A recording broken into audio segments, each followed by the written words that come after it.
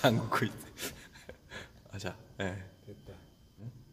여기가 관성 구간 지금 다 나오나요?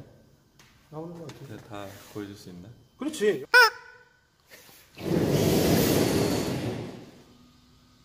보통은 근데 보통 이렇게 언덕에서 올라올 때부터 이게 좀 갈리는 것 같아요. 보면 그렇지. 들어와서 이렇게 가거나 이렇게 들어와서 그대로 들어오거나. 두 라인 중에 이제 초심자?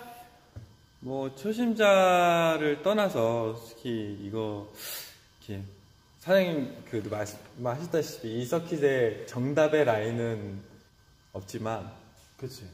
뭔가 추천하는. 네. 일단은 추천을 하자면, 근데 저기 뭐지? 지금 설명이 안 되는데 중앙으로 들어오는 라인도 있잖아요. 그렇죠, 그렇죠. 네. 이게 이제 그게 왜 갈리냐면 그런 게 있어. 앞차는 보통 자기 라인 엄청 말 그대로 자기가 하고 싶은 걸 다 하고 가지만 뒷차는 막상 어느 정도 붙어서 가야 되겠다는 욕심 때문에 솔직히 말하면 조금 부족한 라인을 긋고 들어오는 경우도 많거든요. 왜냐면은 이제 저 언덕길에서 특히나 이제 갑자기 이제 간격이 벌어지고 이런 상황이 오면은 실제로는 좀 급해지거든요, 사람이. 약간 초조해지기도 한다고 그래야 되나? 그런 느낌 때문에. 네, 그러고 보니까 이렇게 앞차가 관성을 너무 무리하게 치면 뒷차가 따라오기가 힘들더라고요. 굉장히 힘들어요. 왜냐면 그거는 네. 진짜 힘든 거예요. 뒷차가 그만큼 따라가려면은 그만큼 더 숙련자가 더 돼야 될 거고, 차도 그만큼 더 타이밍도 다 빨라 미리미리 다 시작을 해버려야 되니까. 그러면 뭔가 여럿이서 가는 상황에서는 아웃라인을 타고 들어오는 게 더 나을 수도 있다라. 그렇죠. 완곡점을 좀 확실히, 그러니까 라인을 어느 정도 다 타주는 게, 그래서 이런 느낌으로 들어와주면은 뒷차도 편하고 앞차도 뭐 약간 그래도 멋진 그림은 나오는 거니까. 뭔가 이렇게 들어오니까 차가 어떻게 가겠구나 하고 예상이 돼요. 네. 근데 여기서 얘가 언제 꺾어서 들어올지 모르는 거지. 이쪽으로 이렇게 들어오면 바로 관성이 없이 들어오면 너무 과해도 문제지. 앞에서 언제 관성을 칠지도 모르고, 그렇죠. 네. 언제 얘가 돌릴지도 모르는 게 되는 거죠. 맞아요. 네. 이게 만약에 가까이 있는 서킷이라면은 충분히 유저분들이 공략을 할 수 있는 저희가 될 텐데, 좀 거리가 있다 보니까 시각적으로도 멀리 보이고 하다 보니까 이게 라인을 꼼꼼하게 잘 안 보일 수밖에 없어요. 이게 작게 보이니까. 그러니까 여기가 참 아쉬운 게 되게 이 화면상으로 보면 되게 넓은데 사람들이 보면 크게 활용을 못하고 옆에서 보면 거의 그냥 일직선상에 있는 것처럼 보이니까. 맞아요. 그래서 넓게 좀 활용을 할 수 있지 않을까. 일단은 뭐 추천을 하자면, 일단은 언덕에서 최대한 아웃으로 어느 정도 밀려났다가 코너가 이제 여기서 약간 이제 라인이 바뀌잖아요. 라인이 여기 바뀌는 라인에서 관성을 준비하는 거예요. 관성 페인트를 준비를 해서 살짝 풀어서 아웃으로 밀어주고 들어갔다가 다시 이 관성 힘을 갖다가 반대쪽으로 넘겨서 코너를 진행하는 거예요. 타이밍. 그래서 저는 이제 보면 화면에 보일지 모르겠지만은 사람이 이제 차가 빨리 가다 보면 눈으로도 놓치는 경우가 있어서 실제로 시각적으로 포인트가 좀 있어야 되거든요. 그래서 포인트를 이 흰선이 관성의 시작점이라고 보고 관성을 다음으로 넘기는 점을 여기 흰색 40km 제한이라고 써있는 그 구간에서 관성을 다음으로 넘겨주는 구간이라고 생각을 해요. 왜냐면 어느 정도 속도가 가속이 붙다 보면 실제로 흰선을 넘어서 관성이 넘겨지는 경우가 있긴 하니, 원래 이렇게 되니까 넘어가게 되니까. 관성이 40 속도 제한 글씨 있는 데서 넘겨주면 거진 이쯤에서 넘어가게 되니까, 약간 뒤에서 약간 뒤쪽에서 넘어가게 되니까 스키드 라인이 많아요. 그렇죠. 타이밍상 그게 딱 저한테는 맞아요. 근데 저 흰선 하니까 생각이 났는데 사장님 아실지는 모르겠지만 저 흰 선이 뿅 라인이거든요. 뿅 라인. 네. 네. 저 흰선에서 스로틀을 어떻게 잘하면 네. 뿅 하고 날아가요. 그러니까. 네. 저기 무슨 장치를 해놓으셨는지 모르겠는데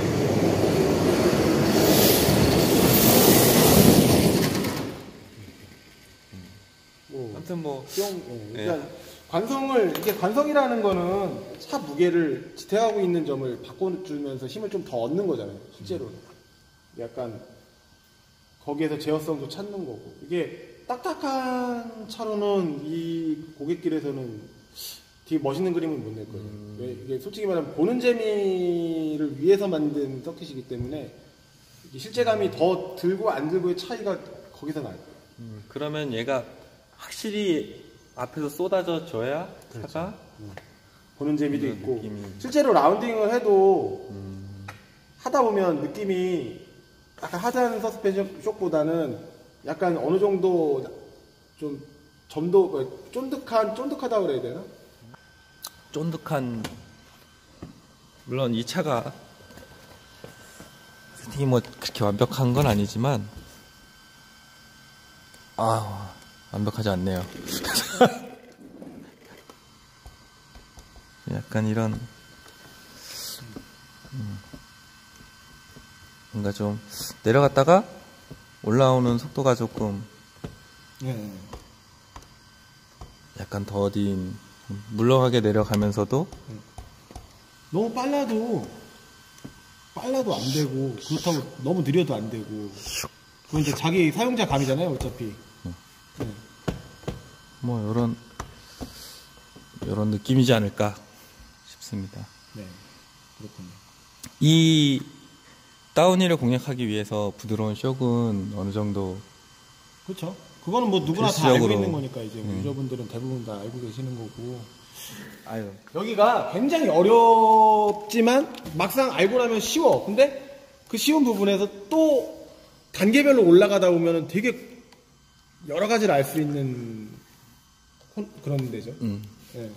그러니까 여기 이 3연속 제가 저의 애칭 다운힐 3연속 헤어핀 코스가 여기를 잘 돌아나갈 수 있으면 제 개인적인 생각으로는 이 전 코스를 잘 할 수 있지 않을까 그렇죠. 생각이 들거든요. 왜냐하면 전 코스를 떠나서 다른 서킷을 가더라도 뭐 잘할 수 있지 않을까. 일단 어차피 드리프트는 뭐 실제 차는 안 해봤지만 이제 뭐 영상이나 이제 이런 거 실차 같은 거 많이 보고 세팅이나 이런 것도 많이 보고 했거든요. 근데 기본 롤링이 있어야만 구사할 수 있는 이게 3D 서킷만의 주행법이 있더라고요. 그 주행법이 어떤 느낌이냐면 그 헤어핀과 헤어핀 사이를 계속 좌측, 우측 그리고 앞, 뒤 롤링을 계속 절묘하게 잘 안 가져가면 되게 어려운게 되거든. 스로틀이나 스티어링은 당연한 거고. 직선에 대해서는 이제 직선에서부터 언덕 올라와서 관성 주고 관성역으로 이제 시작과 동시에 코너 진입이 들어가는 거죠.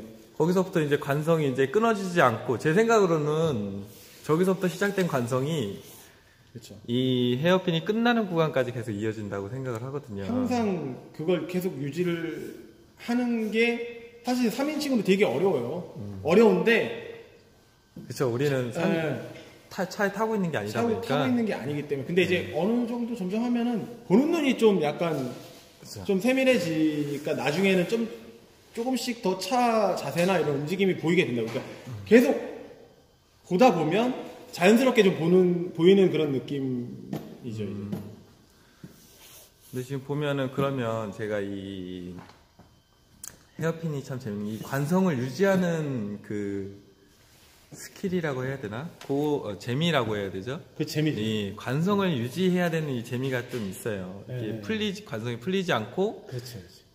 그 말 그대로 드리프트가 풀리지 않는 상태에서 여기를 돌아 나오는 것. 그렇죠. 근데 이걸 하려면 근데 실제로는 제 생각으로는 저 직선 코스에서부터 그 진입 시작하는 라인부터가 관성을 차에 충분한 힘을 실어주는 것부터가 좀 중요할 거라고 생각이 되는데 한 10바퀴 이상은 좀 굴려야 그다음부터 안정되게 손에 있게 돌게 되는 거라 사실은 좀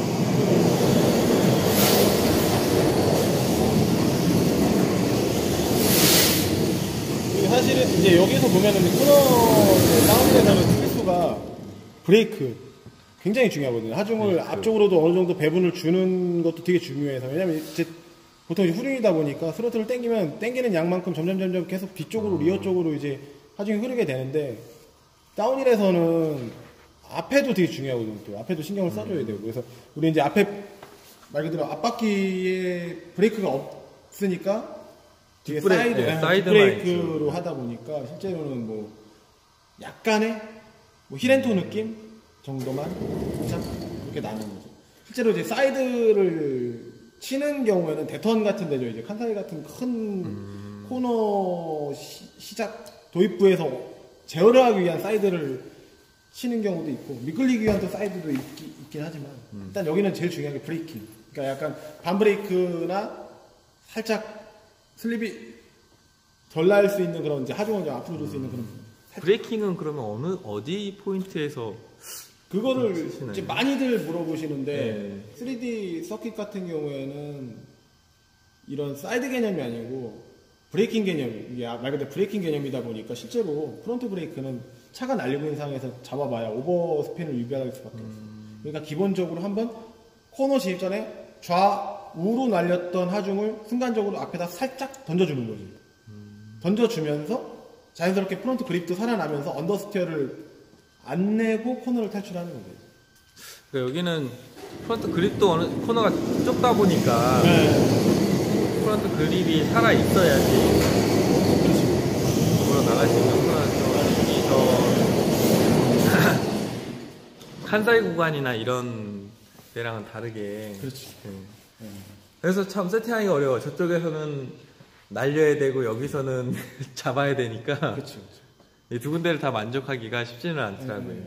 생각보다 칸사이보다 더 여기가 까다로울 수밖에 없는 게 여기도 실제로는 되게 던지는 느낌이 나거든요. 사실은. 네, 상당히 넓어가지고 던지는 느낌도 나고 실제 하중 이제 관성 같은 경우에는 칸사이하고 여기하고 완전 다른 게 어떻게 보면 이쪽은 예전에 우리가 주로 많이 썼던 관성 드리프트를 유도하는 라인이기도 한데 알고 보면 또 되게 라인이라든지 이런 게 되게 많이 나오다 보니까 더 어려운 거고 칸사이 같은 경우에는 이제 우리가 실차를 보고 시도를 해서 하다 보니까 약간 그 실차를 보고 이미지를 가지고 굴리다 보니까 아직은 미숙한 상태고 서킷 레이아웃을 교묘하게 사실은 이제 인에서보다는 약간 아웃라인에서 인풋 라인을 그리고 아웃라인을 효과적으로 갈 수 있게 만들어달라고 노력을 했기 때문에 사실은 1번 에어핀을 들어가서 주행을 하면서도 실제로는 이번 에어핀을 준비하게 되는 거죠. 연계가 항상 되고 거기에도 공략이 나오지 않나요?